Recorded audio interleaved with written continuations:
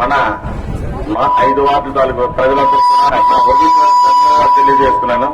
ఇంతకు ముందు మీ అందరికీ తెలుసు, కాంగ్రెస్ పార్టీలో లక్ష్మి చైర్పర్సన్ గా బాబు గారి తరఫున చేయడం జరిగింది. తర్వాత ఎప్పుడైతే రాష్ట్ర విభజన జరిగిందో మేము సైలెంట్ అయిపోయాం. 7 సంవత్సరాలు ఉండిపోయిన తర్వాత ఆయన డాక్టర్ గారు వచ్చిన తర్వాత, అంటే డాక్టర్ అంటే మంచివాడు, చదువుకున్నాడు, అభివృద్ధి చేస్తాడనే ఉద్దేశంతో ఆయన మాటలు నమ్మి మేము ఆ పార్టీలో చేరి మీకు కూడా అప్పుడు మేము ఇలాగే చెప్పడం జరిగింది. డాక్టర్ గారికి ఓటు వేయండి, మంచి ఆయన మన మున్సిపాలిటీ అభివృద్ధి చెందిస్తాడు, మొత్తం పార్టీ నియోజకవర్గం అంతా కూడా బాగు చేస్తాడని మేము నమ్మాము. అలాగే మేము నమ్మింది మీ అందరికి కూడా చెప్పడం జరిగింది. కానీ మున్సిపాలిటీ అభివృద్ధి చెందలేదు, అలాగే కాన్స్టిట్యూషన్ అభివృద్ధి చెందలేదు. ఆయన అభివృద్ధి మాత్రం చూసుకున్నారు.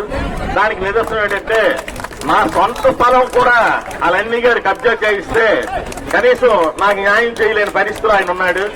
మరి అలాంటప్పుడు అభివృద్ధిలో మేము కూడా ఉంటాం. బాబురావు, నేనైతే, శ్రీకాంత్ అయితే అందరం, ఎందుకంటే పాలకవర్గంలో ఇంతకు ముందు ఉన్న అందరం ఉన్నాము, అందరూ ఇక్కడే ఉన్నాం మేడం గారితో.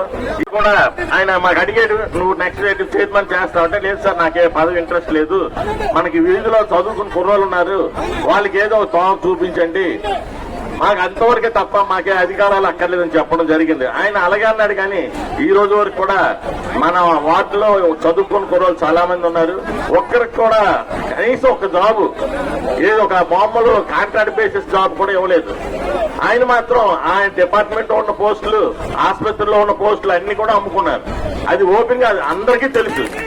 అలాంటి పార్టీలో ఉండి ఇంకా నన్ను నమ్ముకున్న వాళ్ళు కూడా నేను అన్యాయం చేయడం ఇష్టం లేక నేను ఈ రోజు మేడం గారితో మాట్లాడి ఈ పార్టీలోకి రావడం జరిగింది.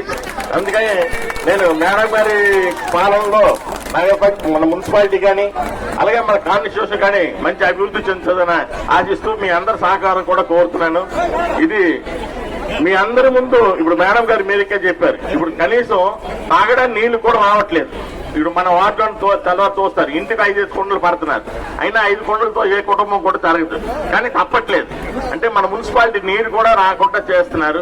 అందుకు ఇక ముందు అలాంటి జరగకూడదు అంటే మనం తప్పనిసరిగా సైకిల్ గుర్తుకి 2 ఓట్లు ఉంటాయి, 2 గుర్తులు కూడా 2